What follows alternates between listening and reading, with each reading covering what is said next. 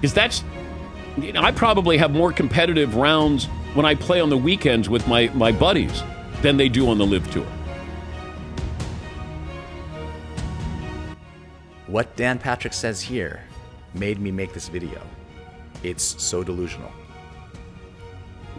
I get it. There's more tension with when we're playing than on the LIV Tour. It's like, hey, buddy, hey, we're teammates. Let's go out there and let's play. That's all it is. They gave up the game. Because what they're doing now, that's not the game. That's not the game for Dan Patrick.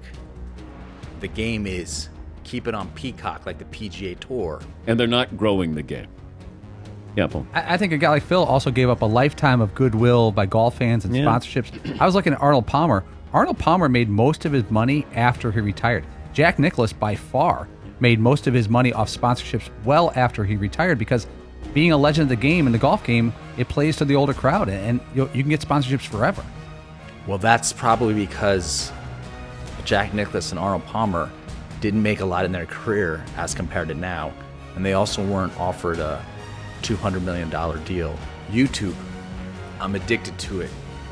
So now for the whole LIV Tour versus PGA Tour battle, I go to it a lot, and always a video from Dan Patrick pops up, and I always come away from it a little dumber. The real question in my mind now is Dan Patrick a shill? The remainder of this video will be analyzing Dan on his show, using his words, and then testing them against reality. This shill test will be revealed later in the video. Promises. I was surprised when Paulie goes, Mickelson meeting with the media, not pretty. And I'm like, all right, let me see if I can find this. So he's there for the U.S. Open, and, you know, it's a long week, and players get there earlier, spend more time on the golf course. They probably have, you know, requirements that they have. I don't know if Phil Mickelson was required to speak to the media, but Phil did talk about why he joined the LIV Tour. I know that many of you have many people have strong opinions, emotions about my choice to go forward with LIV Golf, and I understand and I respect that. I am incredibly grateful for the PGA Tour and for the many opportunities that it has provided me through the years, but I am excited about this new opportunity as well. All right.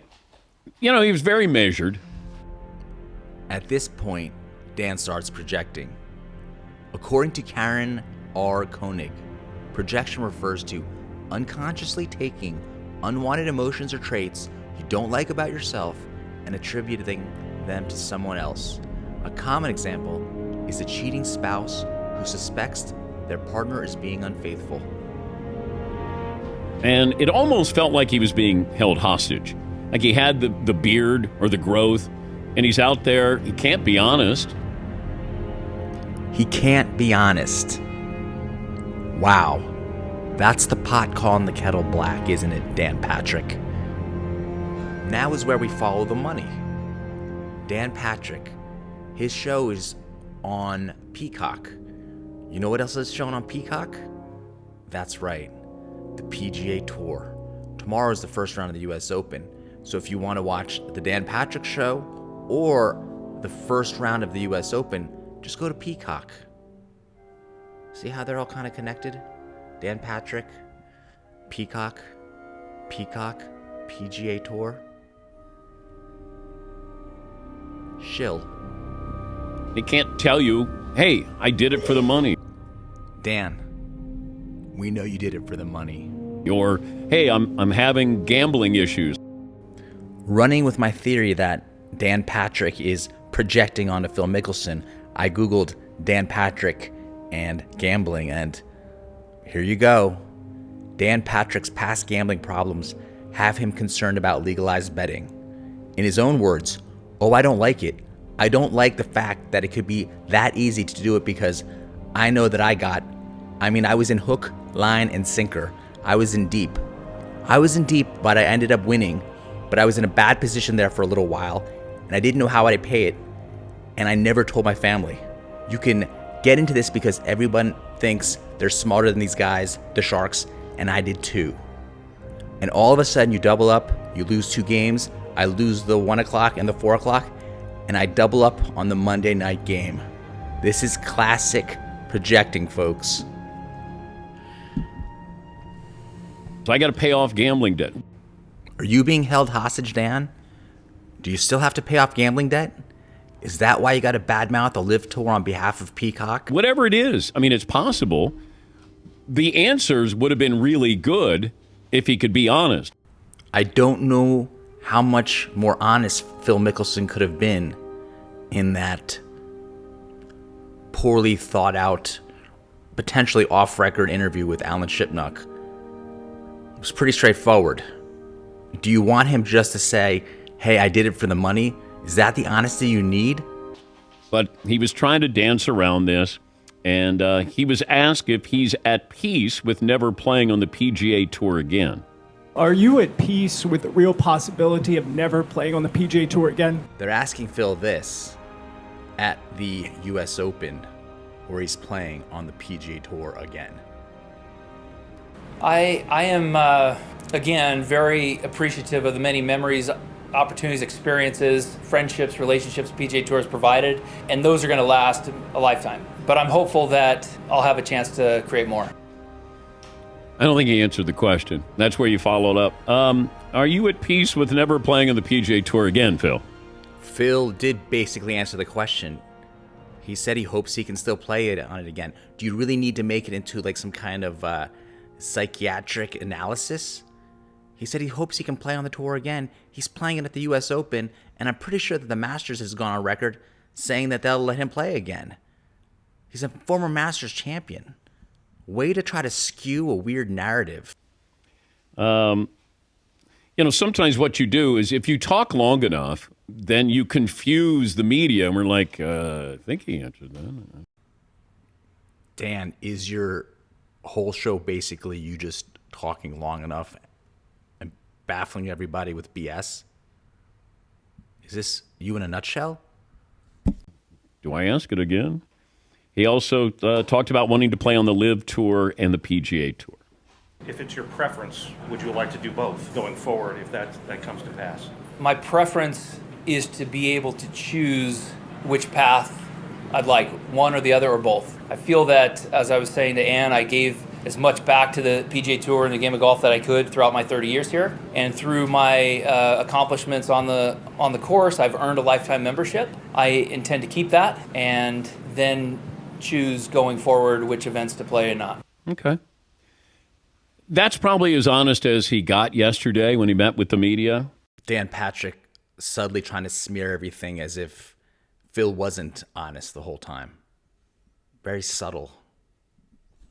But, my thought is, hey, if you don't want to play on the PGA Tour or you want to play on the LIV Tour, then don't play on the PGA Tour. Dan, Phil has a lifetime membership. Players play on different tours all the time. Who cares what you think? Now, if you want to have this mockery where you go, no, we're growing the game. So you're growing the game by taking players away from the PGA Tour. Where exactly are you growing the game? Because 4 of the 8 events are in the United States. I don't think you're growing it. Not there. Oh, you're going to play in Thailand. Okay, good luck growing it there. But it felt like Phil, he wanted to talk his way out of this. I truly wondered if I'm watching in real time Phil second-guessing himself. Plant the seed, Dan. Plant this little weird narrative seed that now Phil Mickelson maybe regrets it because you're the master reader of body language and words and how words are used to be forthright and how they're used to deceive. And maybe he's not, but it felt like Phil was facing the media, and Phil always got away with just smile and give a thumbs up. Fans love Phil. Hey, I'm here, I'll sign autographs. Great, all those things. Then, now all of a sudden it's like, man, they're asking some serious questions. They were asking about 9/11. He plays golf for a living. They're asking questions about 9/11. They're asking some real serious questions. And you know what the questions are, or at least you're probably prepped on what the questions are going to be. And you probably knew at some point I'd ask you to subscribe. And that's that time.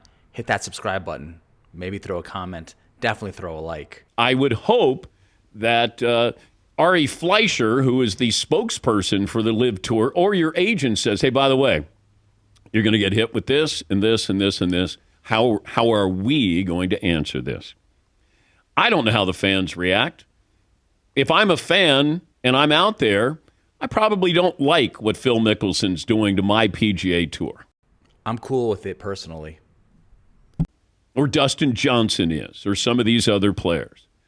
But nobody's going to say what is obvious, and that is, I did it for the money. This is game-changing money. Now, Phil's already got a couple of $100 million. I think he's made $400 million. But, just say, I did it for the money. Say, I did it for the money, so that Dan Patrick can slam you for saying that you did it for the money. I did it, and you know what? I'm on the back nine of my career. We know, Dan. That's why you're on Peacock. And I had a chance to have some fun. He's talking about, hey, it gives me more time. It frees me up to do some other things. LIV Tour is only 3 days rather than 4 days of tournament. Okay. What, spend money? Buy boats? Yeah. Like, what frees me up so I can buy a bunch of stuff. Maybe it freed him up to spend more time with his family, just like you got to do after you left ESPN. Yeah, Paul. I was thinking, what if this had gone the other way? I think it was back in February where Phil made his comments about the Saudis, and he was, put on the sideline for a while. And I believe the LIV Tour put him on the sideline. This is too big of a business for you to screw up. What if the LIV Tour would have said, you know what, we don't need Mickelson and all this baggage. We're going to go on without him. And he was left in the dust. Can you imagine if he was on the other side of this, where he was still on the PGA Tour and he was still the likable Phil Mickelson, who was somewhat honest in his assessments back then, and he'd be kind of where Rory McIlroy is now. I watched what this guy said like 3 or 4 times, and I still have no clue what he's getting at. Unintentionally, if the LIV Tour would have said, this guy's more trouble than he's worth. But he gave them all that publicity. Yeah. Phil gave them all that publicity. He had to take the slings and arrows, but he got it out there. Like, oh, that's right, they're doing this. And all of those other players are like, I'm not doing that. And then there's like, and Bryson DeChambeau, he's getting $100 million. And Dustin Johnson, he's getting $100 million. Wait, I thought you guys weren't doing this. Dan gets a little angry, like maybe he lost a bet or something. Well, we didn't want to say it at the time because we wanted Phil to get yelled at, not us.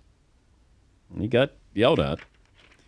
But I'm curious what the crowd sounds like in Boston with what's going on with the LIV Tour. That's Dan's dog whistle for the Boston crowd to really get riled up for Phil and maybe distract him a little bit. But, man, you're a fan favorite. Maybe people are starting to pull back the curtain on Phil and seeing the real Phil, but the average golf fan loved Phil. Women loved him. Like, Phil he's awesome. We love Phil. I mean, you gave it all up. I still love Phil. Dan Patrick, I have no idea what you're talking about. I don't think you know anything about golf. Gave it all up. Yeah, Marv. They love Phil how? I'm glad Dan has someone on the show to push back a little bit, because I don't know what you're talking about, and I guess your fellow co-host guy doesn't know either. Like women love David Beckham? No. I just think that I think he's fan friendly. You pointing at Dan like that, probably saved your job. I think that he was engaged with you. You felt like he notices me. I'm here with him. And most golfers, Tiger never did that. Yeah, he's the one that waved and acknowledged you. Okay, yes, I get it. Yes, he give you a thumbs up. Dan really needs validation from others. You go, Dan. Tiger would be like, straight ahead. No, I'm too busy taking down the entire tour here. I can't acknowledge you. Yes, Todd. I know this is a unique situation with 2 tours now, but can you or should you be accomplished enough in a sport where he expects the commissioner to wink at him wanting to play wherever he wants, whenever he wants? Well, yes, because golfers play around the world. This isn't something new. As he said, he gave a lot to the PGA Tour and hopes to be able to keep being able to be allowed to play there. So what are you saying? Am I taking crazy pills? Can you basically say to Dan Patrick at any point in his whole spiel, so what are you saying? Would you categorize this as projecting as well?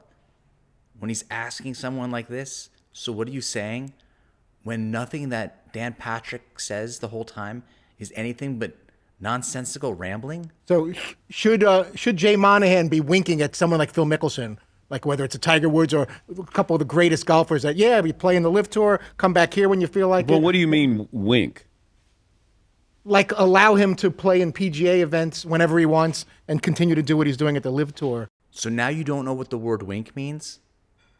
Is it because your little sidekick guy is going off script here and Peacock wants you to hammer home the point that Phil's a bad guy, he has no fans?